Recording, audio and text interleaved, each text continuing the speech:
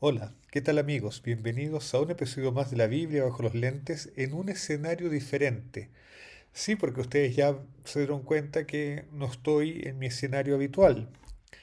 Es que estoy viajando. Estoy en mi pieza en un hotel, estoy en Inglaterra, en la ciudad de Southampton, por motivos académicos, pero eso no nos va a impedir a tener una sesión más de la Biblia bajo los lentes. Así es que, claro, como estoy medio cansado, los cambios de hora, todo lo demás, vamos a hacer un video, espero que corto. Entonces, sin más preámbulos, ni pretextos, ni dilaciones, vamos, vamos al texto. Hoy día quiero compartir con ustedes un salmo, el Salmo 115, perdón, el Salmo 15, no el 115, el 15, 1:5. Salmo 5, perdón, 1:5, 15, el Salmo 15. Ok, entonces vamos a estudiar hoy día el Salmo 15, que es un salmo muy cortito, son apenas 5 versículos, y, pero tiene mucho para decirnos. Así es que vamos allá, vamos a leer el Salmo 15 en la versión de la Biblia de las Américas, que dice así. Salmo de David. Señor, ¿quién habitará en tu tabernáculo? ¿Quién morará en tu santo monte? El que anda en integridad y obra justicia, que habla verdad en su corazón, el que no calumnia con su lengua, no hace mal a su prójimo, ni toma reproche contra su amigo, en cuyos ojos el perverso es menospreciado, pero honra a los que temen a Dios. El que aun jurando en prejuicio propio, no cambia, el que su dinero no da a interés, ni acepta soborno contra el inocente. El que hace estas cosas permanecerá firme. Ok. Eh, yo sé que este no es el salmo favorito de muchos, sí es uno de mis salmos favoritos. Y la razón por la que estimo tanto este salmo es por lo que, no solamente por lo que dice, sino por lo que no dice. Porque, a ver, ¿cuál es el problema de David? De hecho, esta era una obsesión de David. David quería vivir en el templo, quería vivir en el lugar donde habitaba Dios, quería vivir con Dios. Privilegio solo de los sacerdotes. Pero David quería hacerlo. Entonces él se pregunta, en definitiva, ¿quién puede vivir en el monte de Dios? ¿Quién puede vivir con Dios? Entonces, esa es una pregunta muy buena porque en realidad lo que está preguntando es ¿a quién Dios acepta? ¿A quién Dios acepta? Pero no, aceptar no es la palabra correcta porque es a quién Dios aprueba. A quién Dios aprueba. Y fíjense que este versículo es muy extraño. Hay varias palabras claves. Primero, se habla del tabernáculo. El tabernáculo era la tienda que los israelitas tenían en el desierto, donde realizaban los sacrificios y las ceremonias relativas a Dios.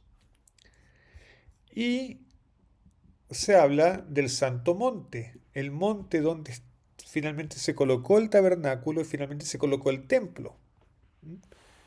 Entonces, estamos hablando de David queriendo vivir en el lugar donde se hacen las ceremonias religiosas. Sin embargo, esa es la única referencia al ritual religioso que hay en este salmo. Ahí se acabó. De hecho, lo importante del tabernáculo y del monte santo es que ahí está la presencia directa de Dios.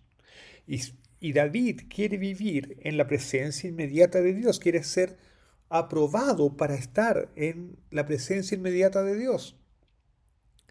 Y uno esperaría que para hablar de alguien que quiere estar permanentemente en el templo, uno esperaría que las condiciones fuesen que estuviese ceremonialmente puro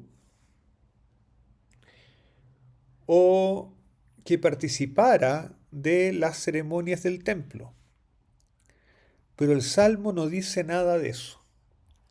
El Salmo lo que hace es enumerar acciones éticas. Andar con integridad, obrar justicia. De hecho, la palabra justicia que se usa en este salmo es tzedek. Tzedek es la justicia que coloca a las personas en un tratamiento justo. En particular es la justicia social. De hecho, el femenino de tzedek es tzedaká y se usan indistintamente en la Biblia hebrea. Tzedek y tzedaká se usan indistintamente y tzedaká llegó a significar, en el hebreo posterior, llegó a significar aquello que tú le das a los pobres, que no es caridad, que es cuando tú le das algo a los pobres, al pobre le estás diciendo, mira, esta es una bendición que llegó para ti, pero llegó a través de mis manos, me la mandaron a mí para que yo te la dé a ti. Y establecer la justicia de nuevo, eso es tzedakah, eso es tzedek. Entonces, ¿quién es el que vive en el Santo Monte, el que puede vivir con Dios, el que es aprobado para estar en la presencia inmediata con Dios? Es aquel que obra éticamente, que trata bien a sus semejantes, el que no anda con mentiras, ¿no es cierto? El que no calumnia, no hace mal a su prójimo, el que ama tanto la verdad que incluso cuando ha jurado algo y luego percibe que ese algo va a ser perjudicial para él no retira su palabra, la mantiene y lo cumple. Entonces, este salmo es grandioso por eso. Este salmo enfatiza que lo que Dios quiere es personas que obren éticamente. Al final, el objetivo último de la religión no es la ceremonia, sino que es que los seres humanos obremos éticamente, hagamos justicia. Fantástico, fantástico este salmo. Y este salmo no se queda aquí. O sea, esta idea de que lo que a Dios le gusta es que actuemos éticamente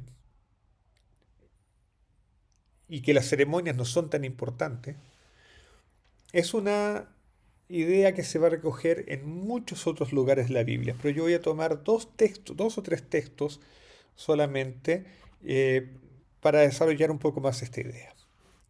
En la tradición judía, a propósito de este salmo, se hace notar lo siguiente, son los rabinos los que enseñan esto en el Talmud. Los rabinos dicen que en la Torá, en el Pentateuco, ¿no es cierto? En la Torá, Dios le dio a Moisés 613 mandamientos.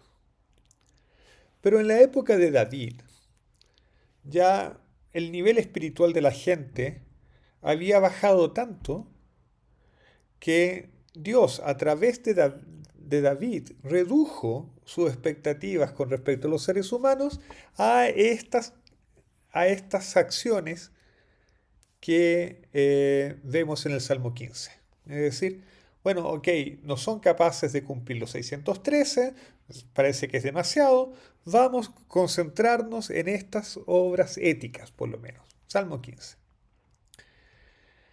Pero dicen los rabinos que cuando llegó el profeta Isaías, la situación era tan desastrosa que Dios decidió reducir aún más la exigencia, vamos a decir así.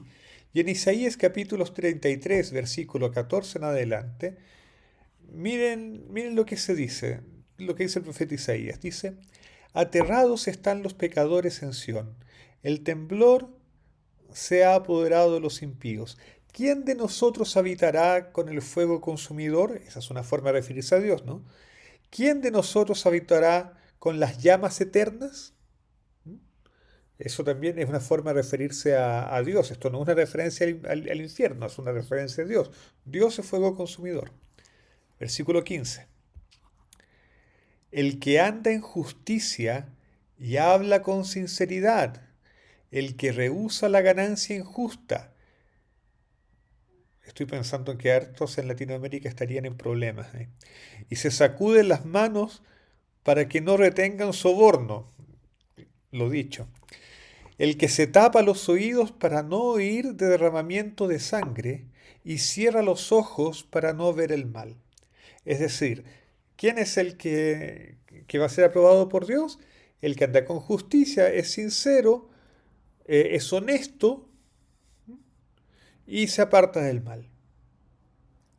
El versículo 6 dice, ese morará en las alturas, en la peña inexpugnable estará su refugio, se le dará su pan y tendrá segura su agua. Entonces, ustedes quieren vivir con Dios, aquí está, es poco, no es mucho, andar en justicia, ser sincero, ser honesto y apartarse del mal. Ni siquiera consentir en ver el mal. Pero ya cuando llegó el profeta Miqueas, la situación era tan terrible, dicen los rabinos, que hubo que reducir más aún la exigencia. Y en Miqueas capítulo 6, versículo 8, está escrito lo siguiente. Él, o sea, Dios, te ha declarado, oh hombre, lo que es bueno. ¿Y qué es lo que Dios, perdón, y qué es lo que demanda el Señor de ti, sino solo practicar la justicia, llamar la misericordia y andar humildemente con tu Dios? De nuevo, ¿qué es lo que Dios pide finalmente? Acciones éticas. Practicar la justicia, amar la misericordia y andar humildemente con Dios. Entonces lo que Dios pide no es nada dramático. Lo que Dios pide para aprobar a los seres humanos, vamos a decirlo de esa manera, es simplemente que nos tratemos bien, que nos tratemos de manera justa, que no hagamos injusticias, que seamos misericordiosos y que seamos humildes delante de Dios. Quizá este sea el significado de un versículo que, eh, que a mí me gusta mucho y que está en el libro de Eclesiastés, y voy a tener que reabrir mi programa, parece. ¿Me dan un segundo? Ahora sí. Entonces les decía que todo esto que estamos hablando em, de la necesidad de actuar éticamente sea el verdadero, o sea, actuar éticamente en no dando tanta importancia al ritual, que también es importante, también tiene su importancia, pero reconociendo que lo más importante es la ética en la religión y que el objetivo de la religión no es el ritual, sino la ética, ese es el fin de la religión. Tal vez ese sea el significado de un versículo que vamos a estudiar más adelante con más detalle, que se encuentra en Eclesiastés capítulo 7, versículo 16. Ese versículo es muy curioso. El autor de Eclesiastés, tal vez se lo dice Salomón, dice, no seas demasiado justo, ni seas sabio en exceso. ¿Por qué has de destruirte? No seas demasiado justo. Hay veces que las personas quieren ser demasiado justas. Y cuando son demasiado justas, lo que hacen es es precisamente enfatizar los rituales. Ni tampoco te creas demasiado sabio. Trata bien a las personas. Al final, ese es el objetivo de Dios con nosotros, que nos tratemos bien los unos a los otros. Así que espero que podamos disfrutar juntos este Shabbat, bueno, en este video, ¿no? Juntos, que podamos compartir cada uno en su lugar la presencia de Dios tan anhelada por todos nosotros. Que tengan un feliz sábado, un lindo Shabbat, Shabbat Shalom para todos. Chao, chao, nos vemos en la próxima.